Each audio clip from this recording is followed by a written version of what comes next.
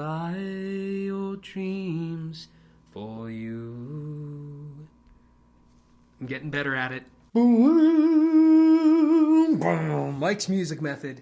Come on in, guys. Today I am super eager to announce a new little series I'm going to start doing here. It's kind of a spin-off the melody writing series, so check out that playlist. But we are going to change the name of it moving forward, and we're calling it Folkin' Melodies. Folkin' Melodies. So this is going to be not only for guitarists, but it is also a series now that's going to be aimed at singers as well, helping us get better at singing. Even us guitarists who aren't singers, I want you to get better at singing because we overlook our ears all the time. As musicians, one of the most often overlooked things for amateur musicians is ear training. I don't really like that word, but it's just developing our inner ear, or whatever you want to call it, but learning how to hum, how to sing, and especially how to match pitch. And this is going to be super helpful. One thing that took me from not being able to match pitch at all, like when I was in high school, I'd try to sing and like there'd be a note, boom, and I'd be like, and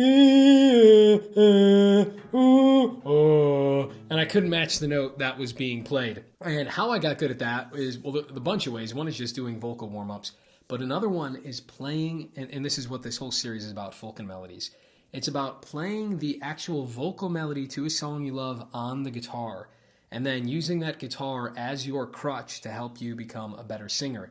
But on top of that, I'm incorporating everything I did in that melody writing series, which is analyzing the song's melody. So it helps us with songwriting, ear training, singing, and just overall musicianship, and it's a ton of fun. So without further ado, let's dive into it. Today we are doing Townes Van Zandt's Columbine. Boop. I've already done a full tutorial on this song over here, so check it out. It's all the finger picking with the tabs. So go do that if you want to learn how to play it, but let's start singing it and analyzing this melody here. Use the timestamps down below, but what we're going to do here is play it on the guitar, sing it once, then we will analyze it. Then at the end, I will give you all sorts of singing tips and ways to go through getting better, matching your ear to the guitar. So let's start here just by playing along with the tab. Tossin' hair a raven. Now, I know I wrote a slide here, and you can't slide from open to 3, but just know that his voice, right, our voice is really subtle. We don't have frets, so we can literally get all those notes. Eyes, eyes, eyes of flashing blue. So I know you can't slide open onto a guitar. You can just do a hammer on there, but no, his voice is sliding. Eyes of flashing blue. All the living that you're saving won't buy your dreams for you. So a lot of little slides in there that make this song really awesome. We'll do one more little verse here. Cut yourself a columbine, tear it from the stem. That 5 is the same as open, right? They're both Ds, but easier to slide to it. Now, now, breathe upon the petals fine, and throw on to the wind, to the wind. Sorry, to the wind. We'll practice it more later. I just want to give you the general run through there so you guys feel it out. Now let's analyze this tune. So I've provided a download at mikesmusicmethod.com. I'll put it in the tab section, but they'll all be called Folkin' Melodies. So maybe I'll create a whole other section, but Columbine Folkin' Melodies. I'll figure out the best way to do it on my website.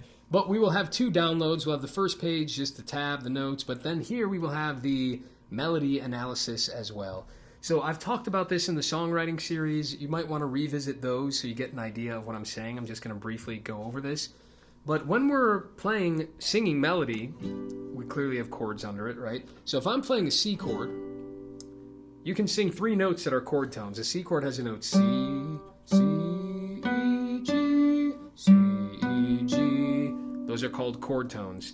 Now if I were to sing a D over this, C, D, E, C, D, E, that D is a passing tone. Do, so chord tone is C, passing tone is D, chord tone is E. So that is called a passing tone. A neighbor tone would be like C, D, C, C, D, C. So it's a neighbor, but then it goes back down. And anticipation is when I am singing a note early. So if I was to go to an F chord, F, C, F, I sang that F a little bit before the F chord came, so I was anticipating the F chord. And then a suspension is the opposite. It's like singing this note E, E, D. I suspended that E over into the G chord. I know I'm talking through this fast. Do the melody writing series to understand it, which I already linked to. And then the extensions are like if you're singing the major seventh of a chord. Or you're just holding out the, I know we already said a D could be a neighbor tone, but if you're holding it out, it's just an extension. D. Gonna be rare in folk music. It's way more common in jazz. Seems overwhelming, lots of ideas there, but let's put it into practice here. So we're playing a C chord. C, E, and G are the chord tones. E, G, G, G, A. So E and G have both been in the C chord. Tossin' Hera, Raven. When we go to that note A, we're switching to an F chord. And guess what? F has F, A, C in it. So he's just singing another chord tone. Raven, and then he sings a C. Well, guess what? That C is still in the F chord, F, A, C. So far, that first measure, he's literally just singing. He's only singing the notes that are in the chords, the chord tones. Tossin' Hera, Raven. And he holds that C over an F and a C chord, and the C is in both of those chords. And then we move on. Eyes of flashing blue, A, C, C, C. Guess what? A and C is all in an F chord, so they're all chord tones. Then he moves up to the D. But the moment he moves up to the D, which isn't in the F chord, well, he switches there to a G chord, which has a D in it. So if you notice on this printout here, I have them all black, right? Nothing's colored because it's all been chord tones. And this is like, it's awesome to look at songs and analyze them and realize that it's not that complicated to write a melody. Now, to write a great melody might be complicated, but to write something that sounds nice, stick with chord tones, and then here we have some simple passing tones.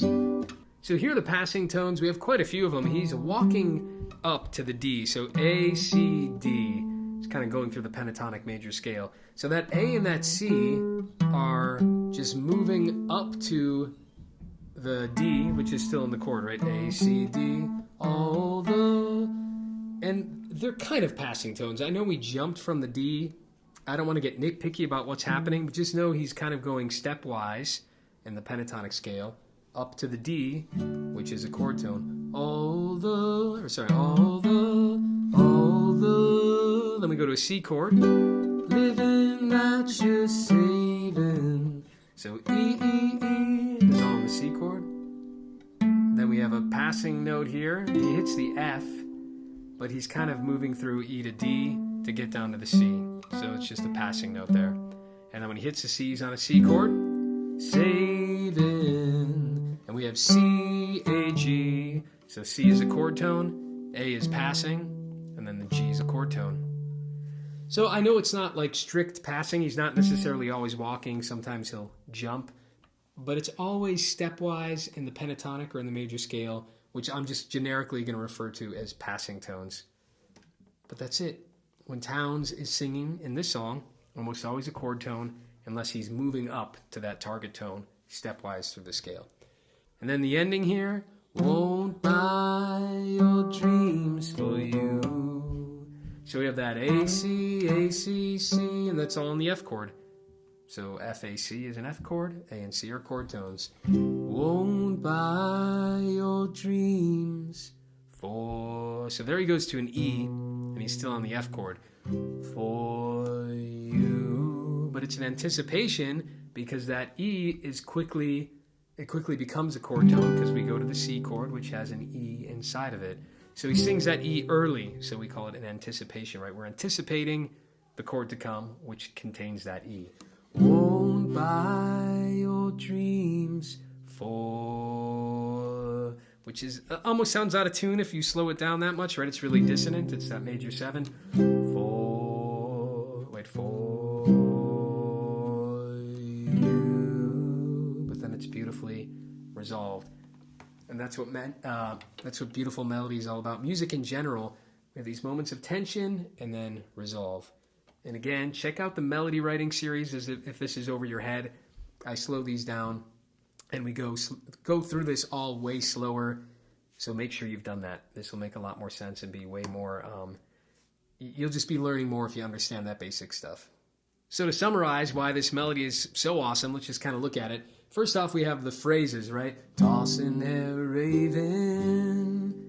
And then the second one is the melody notes are different, but it's basically the same rhythm. Eyes are flashing blue. Ba-da-ba-da-ba-ba, ba-ba-da-ba-da. Sometimes it's helpful to just get the rhythm in your head. Ba-ba-ba-ba-bum-bum. Ba-ba-ba-ba-ba. Right, you kind of see how they're related. Da-da-da-da-da. Da-da-da-da-da. Second one's a little shorter. And then the third one is like A, but it's extended. So we got our phrase called A. We shorten it just a little bit. So that's like the second A. Then the A the third time is extended. All the living that you're saving. We extend it. And then the last one's totally different, right? It's a completely different phrase. Won't buy your dreams for you. But it's kind of like A, slightly shortened A, extended A, then we end on a different one. And just that kind of keeps rhythmic interest going, right? The phrase length. And then next note is that melody is almost all chord tones. We talked about that. Awesome use of the classic Townes wilt, right? That's that, glissando is the fancy word for it. But it's basically that sliding. For me, it's like it's a wilting, right? It's like mournful. Ba, ba, ba. Right? He's so good at that. I'm not very good at it, so I'm not doing it justice. But especially if you slow down, put a really nice Townes song at 0.75 speed, and just note how even in these very quick moments that, like when you're listening to it fast, you don't catch it. But even there, he's making a conscious effort to expertly slide in between two notes. And even though it's at a quick pace, it has such a powerful emotional impact. And the final thing that I love to analyze, again, the melody writing series is going to explain a lot of this, is all of the cadence points, right? Tossin' hair raven. We're in the key of C, and there he ends on the first scale degree. And it's on a C chord, so it's very conclusive, right? We feel stable. And then it's eyes are flashing blue. This leaves you hanging. We're on the 5 chord, we're on the G chord, and the melody note is a D, which is the second scale degree. So we're not at home, right? Tossin' hair raven. That almost sounds conclusive. Eyes are flashing blue. Well, we have to keep going, right? All the living that you're saving. There, he ends on a C chord, which is our home chord, and he ends on the 5 in the melody, which is stable, right? Not as stable as 1. 1, 3, and 5 are stable ones. This is a 5, so it's fairly stable. And then he gives it more movement. Won't buy your dreams for you. And then he ends on the C chord back on the 5. And it's conclusive, and you feel fine, but it maybe leaves you with wanting a hair more, which is why when he repeats it, it's satisfying, because tossin' hair raven, raven, that's the 1 again. So it's even more conclusive. So we just have this delicate play of totally resolved, tossin' hair raven. Then we get the tension. Eyes are flashing blue, all the living that you're saving. And then he kind of like tags another little question here on the F. Won't buy your dreams for you. But then it's resolved. And that is what keeps our interest. You can't have everything resolved. It's too boring. If everything is tense, people are going to be uncomfortable. It's not going to be catchy. So it's that give and take of question, answer, tension, resolve, conflict, resolution, whatever words you learned in English class as a kid. Boom. Quick note, you guys. Sign up for the mailer down below if you haven't. It's a great way to keep in touch. Number 2 is to join the Discord. I'm new to Discord, but I think it's going to be super useful and helpful because in real time, you guys can just throw your questions down there. Hopefully, in the future, it grows so that there's other people checking it out in the chat, and we can get questions answered quicker. I get a lot of emails. I love your emails, but sometimes it's hard to respond to all of them and in great detail and depth. And a lot of the times, I know there's other awesome guitarists out there who are watching this channel who can answer the question. So this way, it's like community building. I think Discord will be a great place to do that. And I can also give you guys updates really easily there instead of always annoying you with a big old email. So if you want to stay up to date, do the mailer, but also do the Discord if you're into that kind of thing. And of course, the value for value model. Guys, I put a lot of time and effort into this channel. I know you can appreciate that. If you've gotten this far in the video, you know there's some value here. Lots of years of teaching, and I'm giving my expertise. And this stuff takes a long time, making, editing these videos. So please, it's a value for value model. If you're getting good value, throw me some coin, and it just buys me time to make more of these videos. If you guys buy me time, then I can give you more content. It's as simple as that. I won't belabor the point this time. Down below, PayPal, Venmo, Patreon, however you want to do it. Let's keep going. Now, for you singers out there, I'm not an unbelievable singer. I'm all right. I did take lots of years of voice, so I feel somewhat qualified to talk about this. But by all means, explore YouTube, find a great vocal teacher. But I will give you, what I've learned along the way. And I used to have terrible pitch as a kid, as I've already said. I could not match pitch. So singing lessons helped me immensely. So let's go through this. The first thing to note is that we only sing vowels, right? Consonants kind of get in the way and trip us up a lot. So before we even get into words, sing this melody, hum it. Hum it would be number one. Hum as much as you can. Hum in the shower, hum in your car. Hum along to scales, and that's going to be a great help. And we can hum this first. Well, I take that back. The first step would be to move the capo and make sure it matches your voice, okay? Don't just do 7. You can learn everything from me with capo on 7, but please, if it's too high or too low, adjust for your voice. Don't try to match me. Don't try to match Towns. It's a waste of time.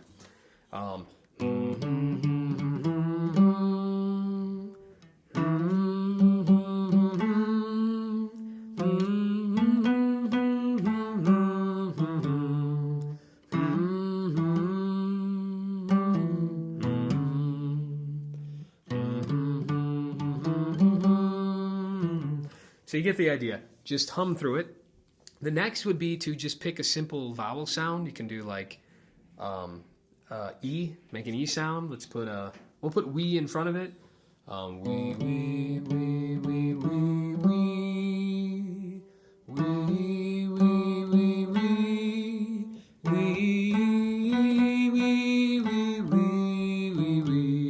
So you can do all W's every time or just do it longer.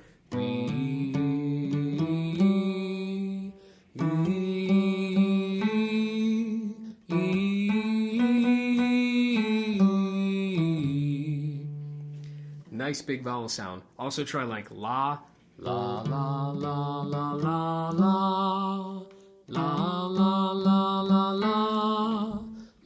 la, la, la, la, la. And I'm noticing I'm even pitchy on this one. When I kind of wing it, like I'm definitely not hitting all these notes exactly. I'm kind of lazy about it. So go slow, pick some vowel sounds, and then the next step would be, after you've done that a bunch, then you can add the words, but maybe even before then, well, let's add the words first. So, tossin' hair a-ravin'. If you're holding notes, do not go too quickly to the consonant. That's kind of a beginner mistake. Tossin' hair a-ravin'. Right? You can't, it doesn't resonate anymore once you put that N in there, and it just sounds bad. So it's slightly unnatural. You're just extending the vowel and tagging the consonant at the end.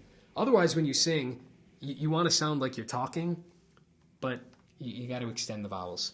Tossin' hair ravin', eyes a flashing blue, blue, blue. And another thing to note is, in music, this isn't the best example, but there's diphthongs, like the word cry. Like when we say it, cry, we kind of, there's a diphthong. There's 2 vowels, cry. But when you sing cry, if you go to that E, it sounds awful because it's subtle when you say it. And so your instinct might be to sing it, cry, but it's better, cry. I'm holding the I sound. So go through all these words and really make a note of what vowel sound you want to hold. Experiment what sounds better to you. Record yourself singing it. Listen back carefully. Analyze it. Sing it again. And then after that, we want to slowly get off the guitar. It's our crutch, but we want to build that strength back up. And it's going to go slow like you were in PT, right? You just don't go into doing all-out exercise. But you're going to want to build up a little bit at a time. So, tossin' hair raven, tossin' hair raven, tossin' hair raven.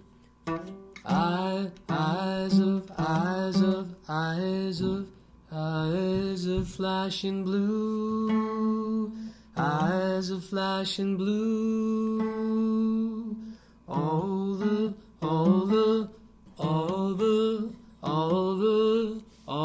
living that you're saving. So I'm getting more and more confident, and there's certain moments where I'm going to play the guitar to make sure I've got that pitch down. So again, this is helpful on so many levels, not only for guitar playing, but for your ear, how melodies, just getting an intuitive feel to what makes a melody beautiful. And that's how I do it. Eventually you're going to ditch the guitar, tossin', and then maybe you do the chords, right? Tossin', hair a-ravin', eyes of flashing blue, eyes of flashing blue. All the living that you're saving won't buy your dream, won't buy your dreams, won't buy your dreams for you. Then eventually, when you really know a song, you can sing it a cappella. And not just wing it, but really every single note are you getting in there. Tossin' hair raven, eyes of flashing blue, all the living that you're saving won't buy your dreams for you. I'm getting better at it. And that's how I do it. Don't overlook this aspect. It honestly took me from like a really insufferable singer, like you couldn't listen to me when I used to sing. My pitch was that bad. And then over the years, through doing stuff like this, it's how I'm not only able to sing better, but also to learn songs by ear, because that inner ear is developed where you can also call it your like oral imagination is another way, A-U-R-A-L, or A-U-R-L, or oral, hearing. Anyway, where you can imagine a note. Doom, doom, doom. And when you hear a song, you can listen to the line, and then you can imagine in your head, then you can fabricate it with your voice, and then once you can, put it into reality with your voice, then you can make it even more concrete by determining the pitch, boom, on the guitar. Now, I'm not that good at it, but that's just the note we were playing in the song, right? The C there. But if I pick like a random one, I